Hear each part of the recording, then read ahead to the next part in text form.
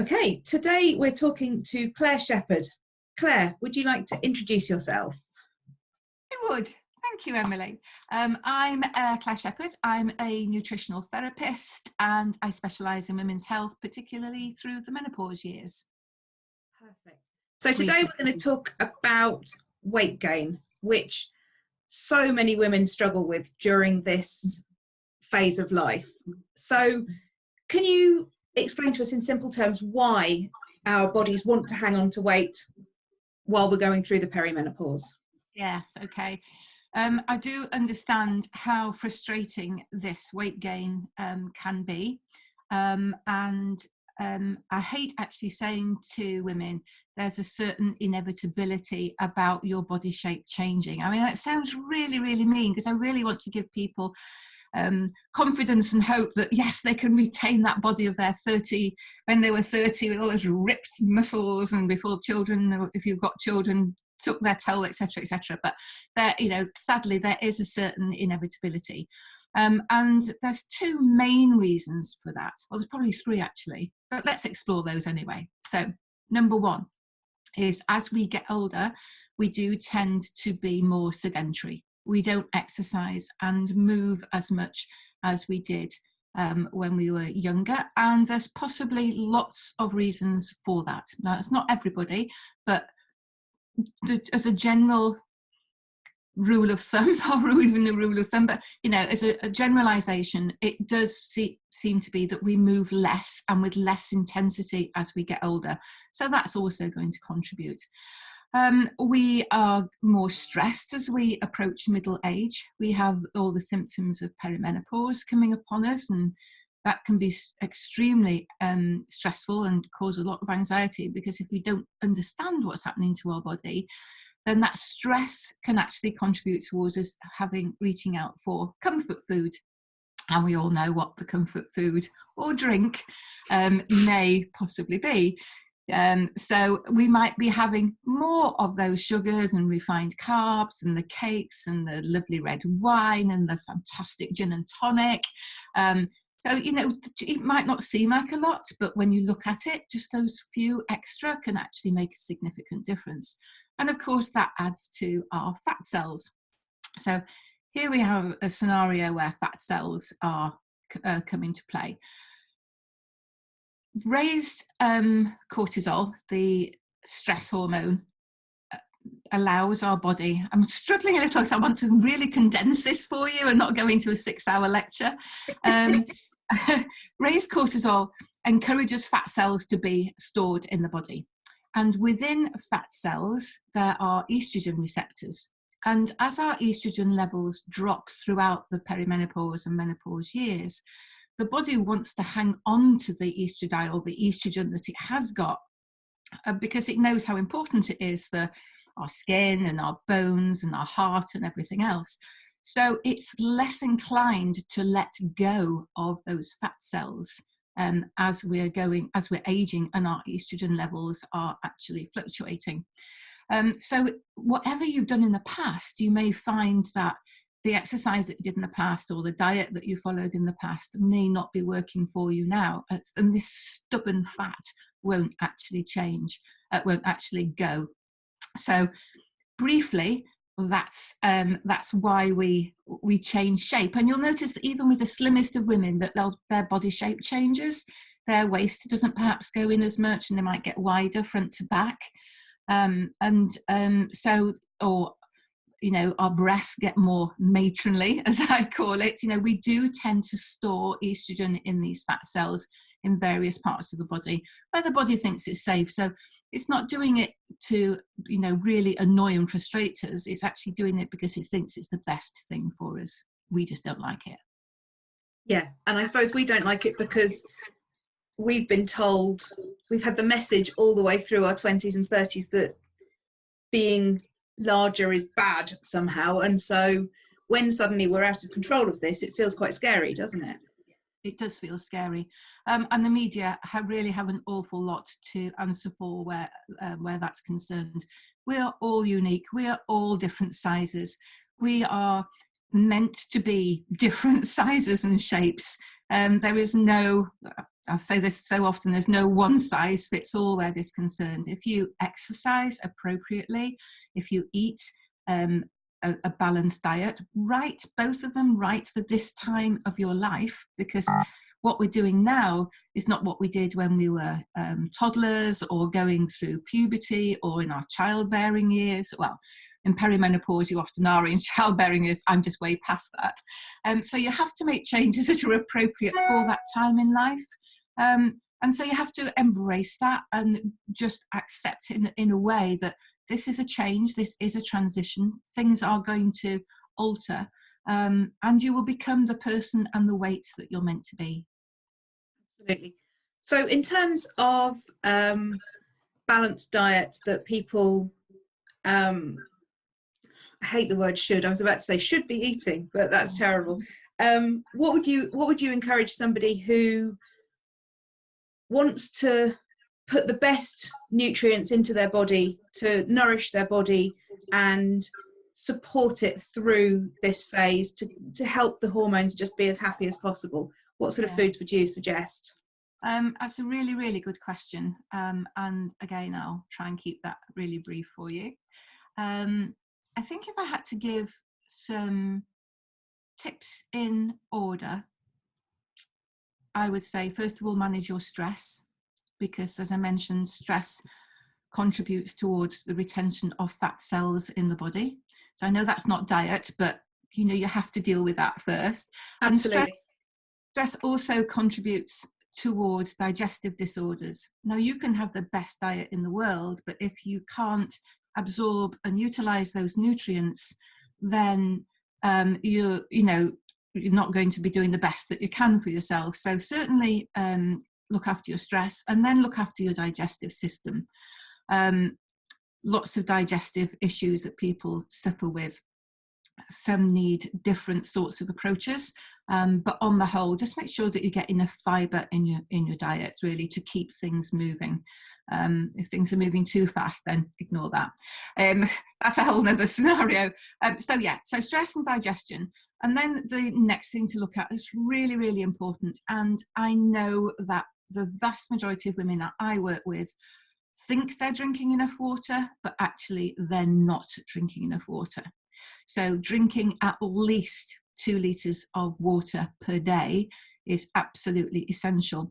And I often recommend, if I can give a tip here, is that okay, that people just keep a fluid diary. You've all heard of a food diary, but just keep a fluid diary and just see how much you're drinking and what, and then make sure that you up your water intake. So it's at least those 2 litres, and it's more than anything else that you're drinking, because you can guarantee that anything else you're drinking is going to cause dehydration in the body, because like caffeine is a diuretic and alcohol is a diuretic. So you're going to be losing water that way. And you'll be actually surprised, just if you could just go a whole week just drinking water and no other fluids, you could lose 5 or 6 pounds just that way. Wow. So that's that. So food, sorry. You asked me the question about food. I'm just quickly going to say something about the water thing. I know a lot of people now have Fitbits and all sorts of other watches that track their steps. A lot of the software that comes with those has a water intake tracker. That's just a little aside. I didn't know that. I don't use one of those. So that's good to know. Top tip. Top tip, yeah. And then once you have reduced your stress and you're looking after digestion and you're drinking more fluids, now you're going to have a greater opportunity to make a difference to your body and your hormones with what you're eating. So number 1 for food is definitely include omega-3 supplements, omega-3 high foods in your diet, and or supplements. So lots of people don't like these omega-3s, but omega-3s are the precursors to making happy, balanced hormones and reducing your stress, internal stress. And that's found in mackerel, not smoked, in mackerel and salmon, not smoked. Tuna, I know, that's a whole other argument. Tuna, pilchards, sardines, those oily fish that people tend not to like very much.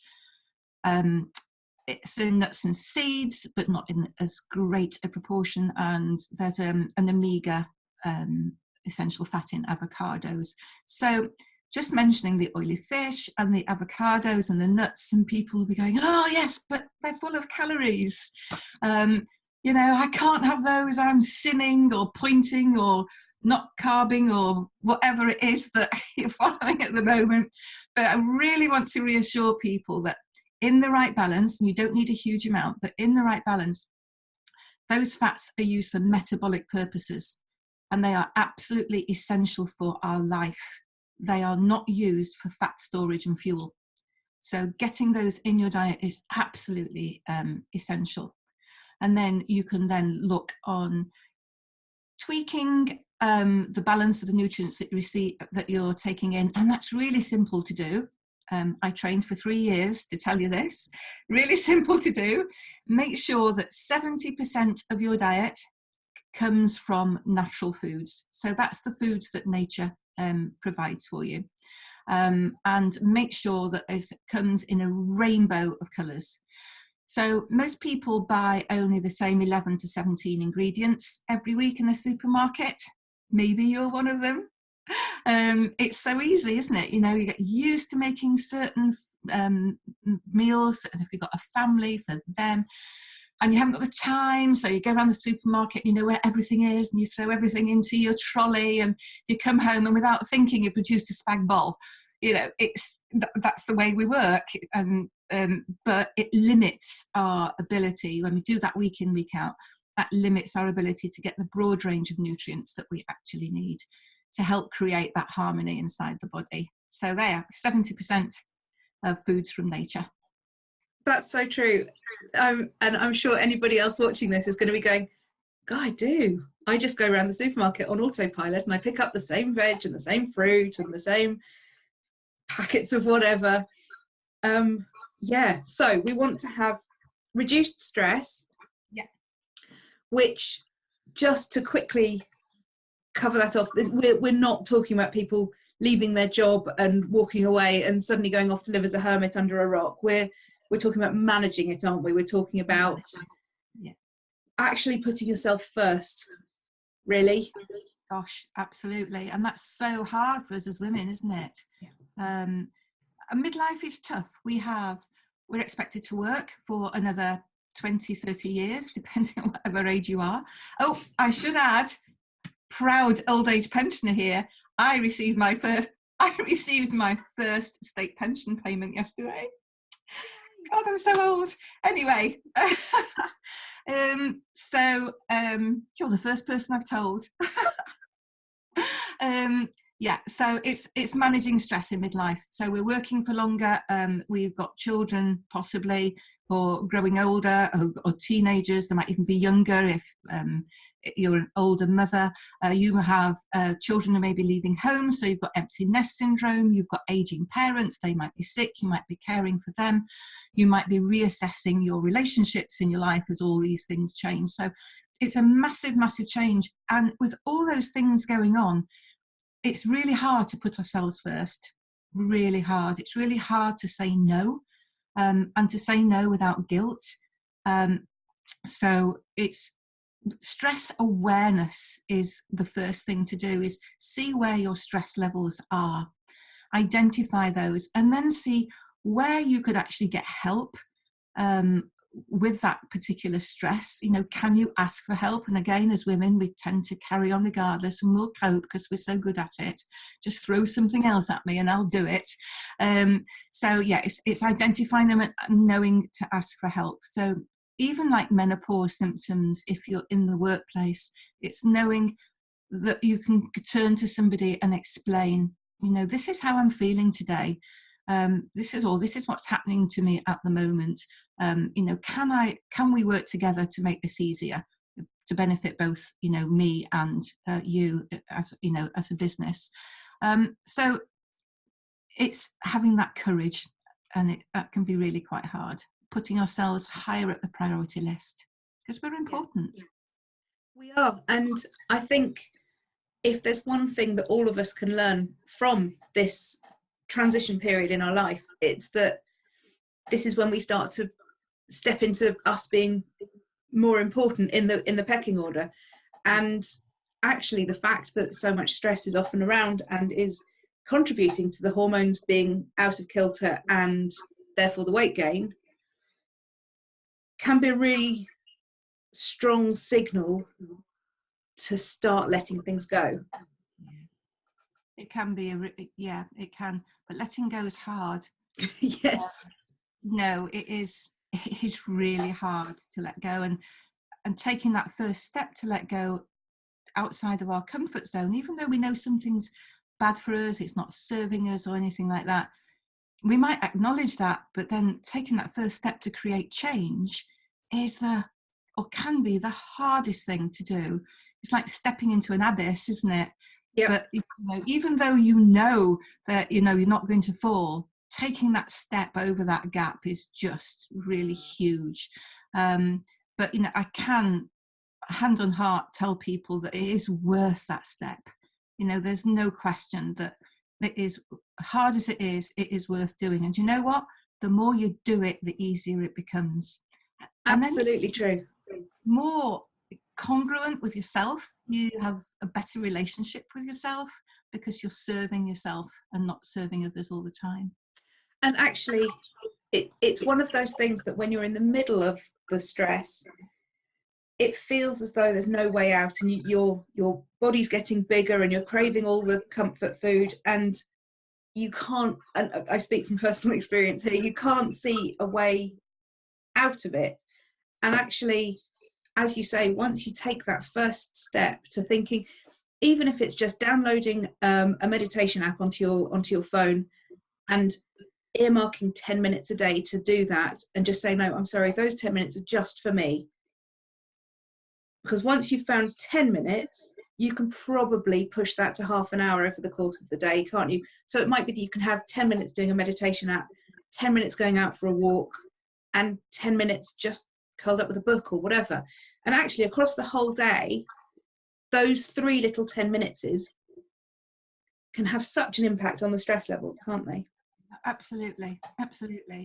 And it gives you lowering that stress bar, that internal stress bar, gives you greater clarity as well about how you can deal with other external stresses in your life. Because, and I'm sure you've covered this in other webinars where stress is concerned, the blood supply from our forebrain when we're under a great deal of stress goes to our animal instinctive brain. So we act on instinct, but our forebrain, our human brain, is to do with logic and reasoning and rational thinking. It's what we've, as humans, have supposedly developed to help us deal with these stresses.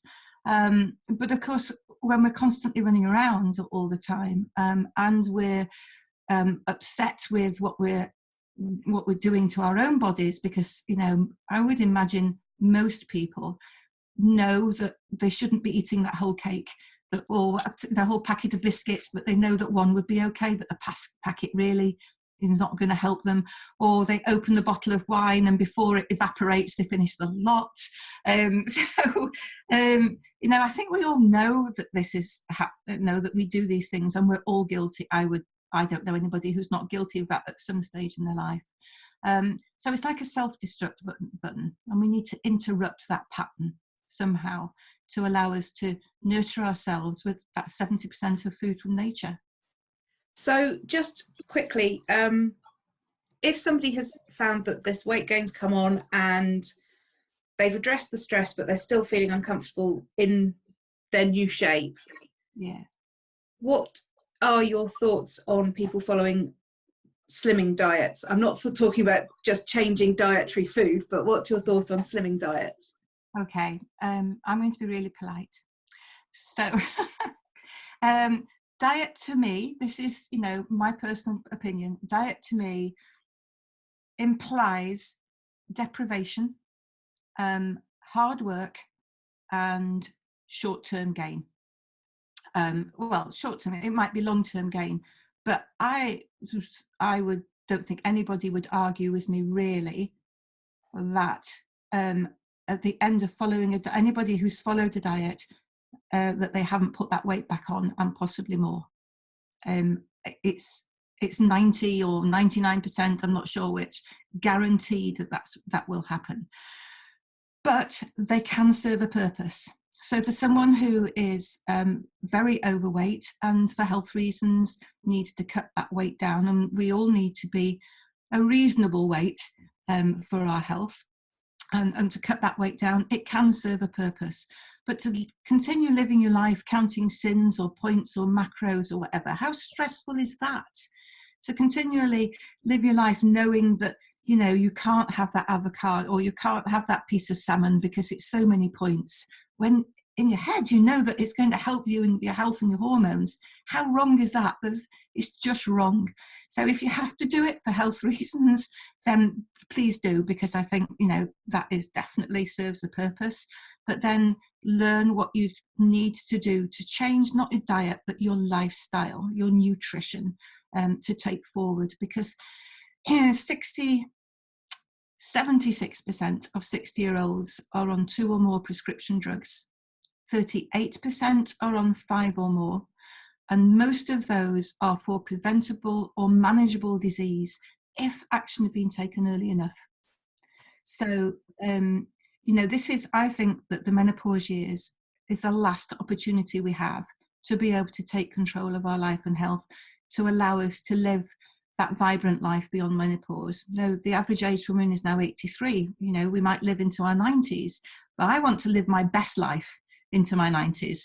So, you know, I will do, without being restrictive, I will do what I can to ensure that, you know, I can live as long and as healthy a life as possible. So I think that's the important thing to realise. Not only will these changes help with your hormones and allow you to balance them as efficiently as possible, and they will change. It's not going to be perfect. They don't go on a steady downhill slope throughout the perimenopause years. They're up and they're down and they're up and they're down. It's a roller coaster. But do what you can to help, but ensure that you're living the best life that you can beyond menopause as well. Awesome. So just to quickly recap, we want to manage stress, have 70% of our food from natural sources, and oodles and oodles of water. Oodles and oodles, buckets. Brilliant. Thank you very, very much, Claire. That's awesome. You're welcome.